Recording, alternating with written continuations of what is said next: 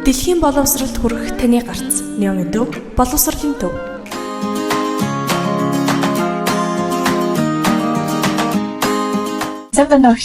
Сайн байна уу?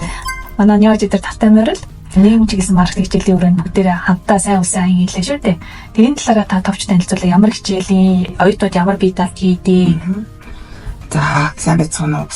За манай Хүмүүл ухааны сургуулийн MCM клубын оюутнууд болох маркетинг менежментийн 3 4 курсын оюутнууд маань нийгэм чиглэсэн маркетинг хичээл үздэг. За энэ хичээлийн хүрээнд жил болгон уламжлал болгон сайн үлсэн аягийн зохион байгуулдаг байгаа.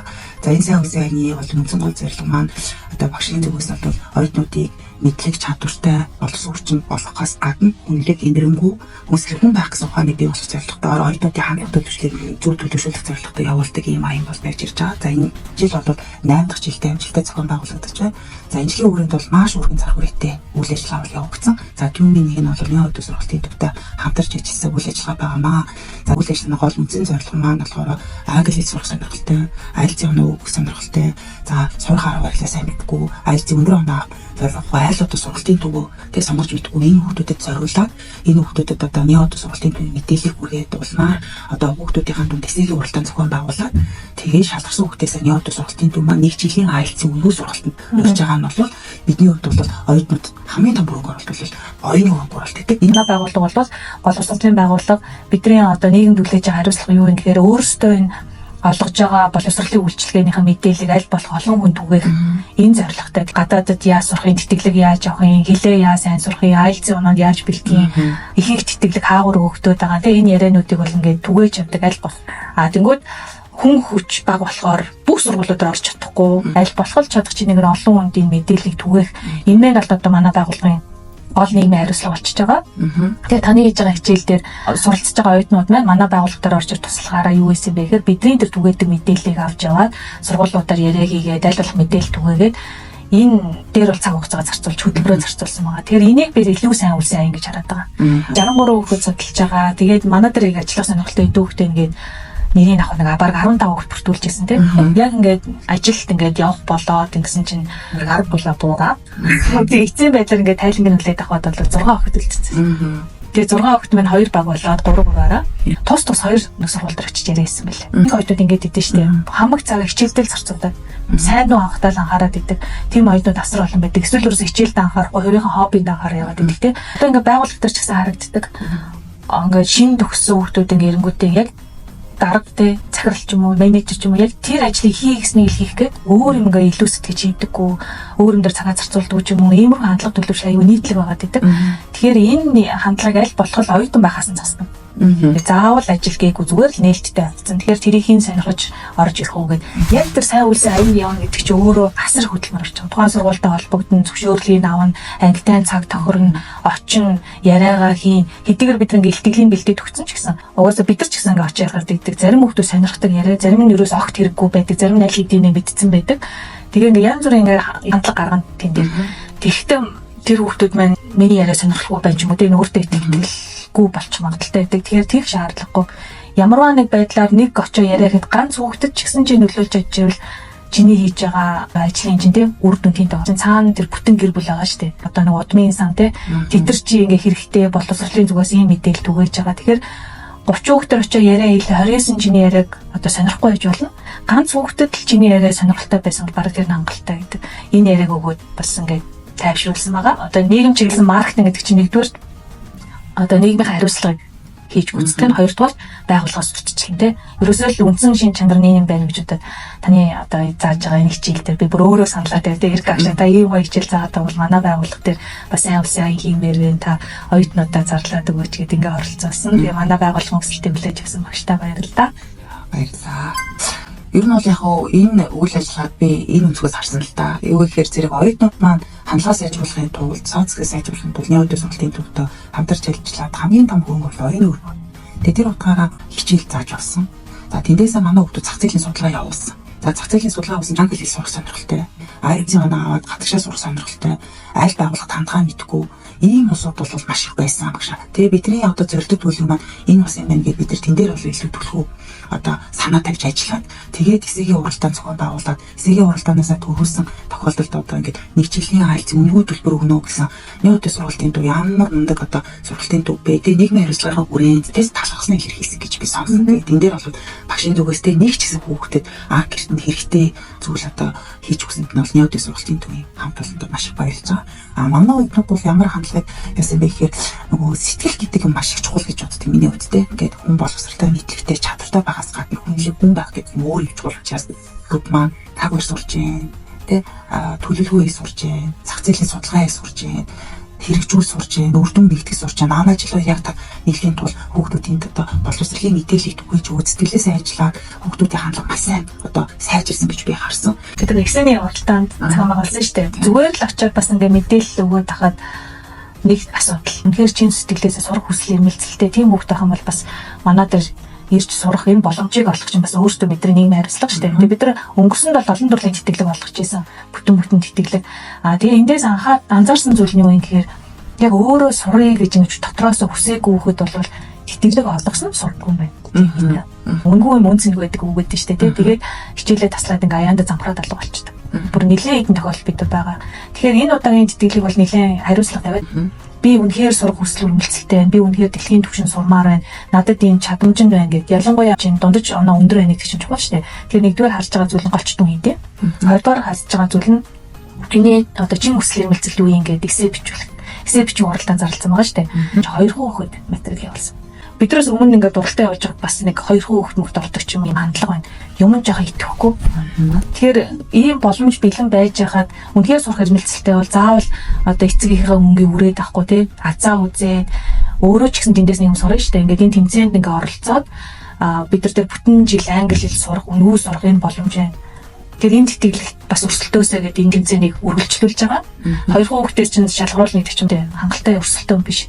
Тэгэхээр 8 сарын 1 хүртэл энэ тэмцээнээ үргэлжлүүлээд манай одоо энэ видеоны доор нөгөө линкээ тавьчих, имэйл адресээ тийшээ өөрөөсөө дүнгийн голчтойгоо зүг хэсэг явуулаад яг яагаад сурах англи сурах хүсэл мэргэлцэлтэйгээ яагаад нэг очууд ингээд сурмаар байгаа тий. Тэгээ сурчаа дараа нь ямар байгаа гэсэн энэ уралдааныг болвол EBS-ийн ахлах ангийн сурагч нарын дунд нээлттэй зарлж байна. Нөгөө сайн дурын сертификат нэрээ үнэхээр хэрэгтэй. Гадны барууны орны виз чинь Монгол хүмүүст их чанга штэ. Тэгээ ямар хүний виз нь яг адилхан материал дээр нэ ингээ амжилттай хурдан гараад байна гэдэг ингээ харахаар сайн дурын болон тэнцээ уралдаанд орсон ийм сертификат олонтой. Ийм хүүхдийн тэтгэлэн ч өндөр хувьтай гарч ийн, виз нь ч хурдан гарч ийн тий амжилттай гарч ийн. Энийг бол бид нар анзаарсан. Дараагийн асуудал бол зарим сургуулиудаас тавьж байгаа шаардлага бүр минимум шаардлагатай төгсөн байдаг. 11-р ангиа төгсгөөд 120 цагийн сайн дурын ажил хийсэн байх ёстой гэж тавьсан баг. Бүр ёстой. Тэгэхээр энийг мэдээгүй хүмүүсд яваад байгаа. Яагаад бид нар тийм сертификат чухал юм? Сертификатанда биш те. Энэ сертификатыг авахын тулд түрүүний бид нэг 6 хүүхдийн жишээ дурдсан штэ. Маш их хөдөлмөр зарцуулж байгаа. Тэгээ асар олон ур чадварыг энэ ажиллаж сурж байгаа. Тэгэхээр тэрийг баталгаажуулж бид нар сертификат ингээ гартуулсан байгаа. Тэгэхээр тэр хандлага төлөвшил тогтсон хүүхдэд тэтгэлэг өгж аавна гэсэн ийм сургууль байгаа байхгүй. Тэгэхээр бас энэ сертификатууд бол сурагчнаас хэрэгтэй, бакалавр сурах гэдэг юм бол оюутнууд ч хэрэгтэй. Дараа нь магистртаа сурах гэдэг хүмүүс. Бол оюутан залуусын сайн үлсийн аядар манай байгууллага өөрөөс нээлттэй байх болно. Таны хичээл зааж байгаа нийгмийн чиглэсэн маркетинг дараа дараагийн оюутнууд төр ч гэсэн нээлттэй байх болно. За баярлалаа. Тэгээд багшууд бол нэлээд сэтгэл өндөр байгаа.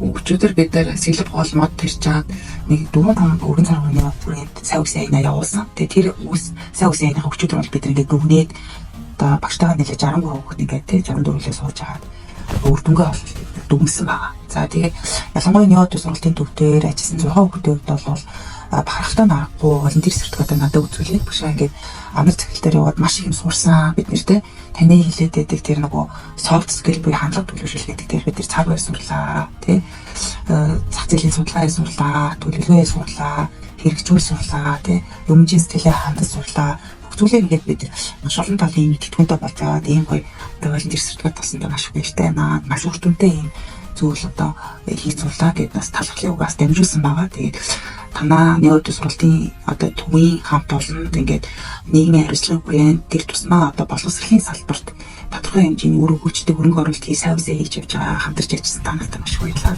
Танартай ажлын дээр амжилт гэсэн юм уу? Тэгээд сайн үсэн энэ бол би тэгээд баян өршлөөдөө уламжлал болгоо явна. Тэгээд цаашдаа бол бид нийгмийн төл бүрийн салбарт өөртөө оруулж ирэх хувийн юу вэ гэдэгт дандаа зах зээлийн судалгаа явуулаад хийх юм төлөвлөгөө гарч ирж байгаа.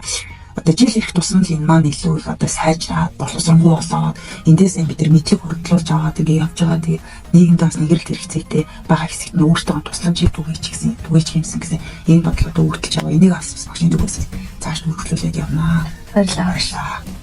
Олон дүнд хэрэгтэй хичээлээ те зүгээр н онлайн мэдлэгээс гадна практик мэдлэгтэй авчруулж хийж байгаа. Өөртөө баярлалаа. Хүмүүлийн ухааны сургуулийн жинхэнэ хүмүүнлэг ажлыг түгээж авч байгаа хүмүүнлэг эзэмшин багштай баярлалаа. За маш их баярлалаа. Тэгээд манай оюутнуудын сайн үсэйнтэй хамтарч ажилласан Яодос сургуулийн төвийн захирал Анар болон талантаа цэвэрлүүлэн хамт олонд маш их баярлалаа. Тэгээд сайн үс дэлгэх болтугай. Сайн үс бүхэн дэлгэх болтугай. За баярлалаа. За сайн бацгаана уу, энэ өдрийн мэндийг хүргэе. Сайн байна уу, энэ өдрийн мэндийг хүргэе. Хүмүүлийн ухааны сургуулийн оюутнууд маань Ноён төв боловсролын төвтэй хамтраад нийгэмд чиглэсэн маркетинг хичээлийн хүрээнд сайн уран аян хийсэн байгаа тийм ээ. Ямар сургуулиудаар явсан бэ? Ер нь ямар мэдээлэл өгсөн бэ? Ямар байсан бэ? За манай баг болохоор 18 дугаар сургууль болон 33 дугаар сургуулиар орсон. Янз янзын цагийн менежменттэйгээр илтгэлүүдэд танилцуулаад явсан байгаа. За энэ дээр болохоор одоо ээж болон IELTS-ийн талаар, мэргэжил сонголтын талаар үндсэн мэдээллийг хүргээд давхар эссе бичлэгийн уралдаан бид нэр зарлаад ангиудаар сургуулиудаар явсан байгаа. За манай багийн хувьд болохоор 49 болон 53 дугаар сургуулиудаар явсан байгаа.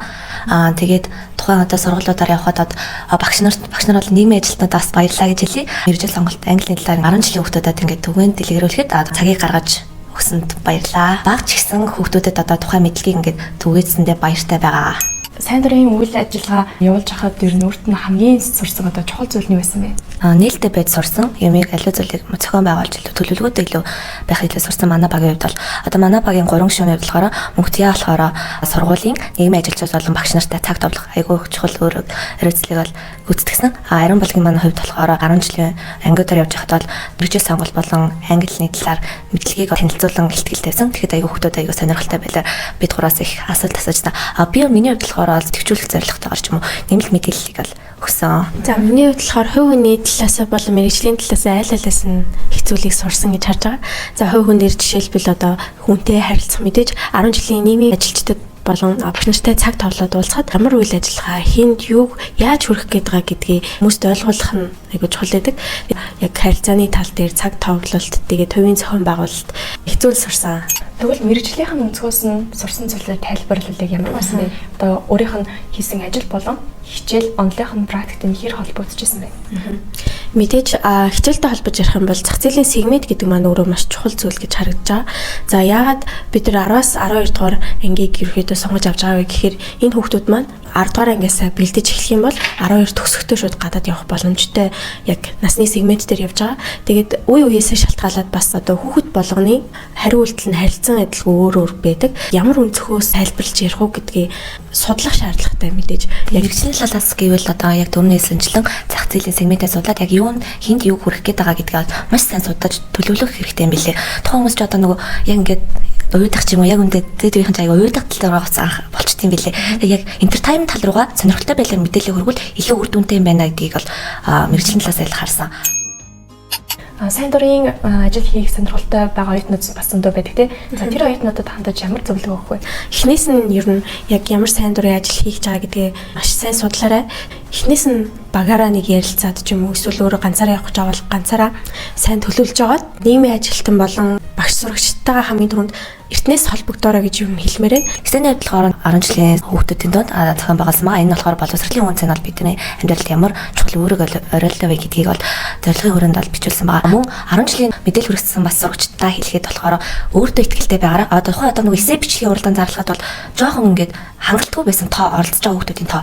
Тэгээ яагаад ийм хангалтгүй байсан бэ гэж ингээд харахад болохоор жоох айсан болов ер нь бол олон хүүхдүүд оролцож байгаа шүү дээ. Биний цэсийг шалгахгүй байх та. За угаасаад би чадахгүй мэн одоо бодолтой өөрийнхөө цаарлал утмал бити байгаасай. Тийм байдлаас болоод айгу тийм хангалтгүй байсан байна гэж ол харсан. Өөртөө хамгаална итгэлтэй байгаараа. Эсвент шалгарсан хүүхдүүд маань ерөөхдөө НИО сургалтын төвд 1 жил 100% тэтгэлэгтэйгээр сурах эрх байсан баа. Тэгээд энэ боломжийг ингээд өгч байгаа Нио төв, сургалтын төв болон тэгээд бидний ингээ сайн үсийн аян зохион байгуулж байгаа Эрдэнэчийн багштай маш их баярлалаа гэж хэлье. Тэгээд хүүхдүүдтэй өөрийгөө битгий хязгаарлаарай. Чи өөрийнхөө бодож байгаа потенциалаасаа илүү хийж чадна шүү гэж өөртөө итгэлтэй байгаарай гэж хэлмээр байна. Сайн үсийн аянд нэгдэцгээе.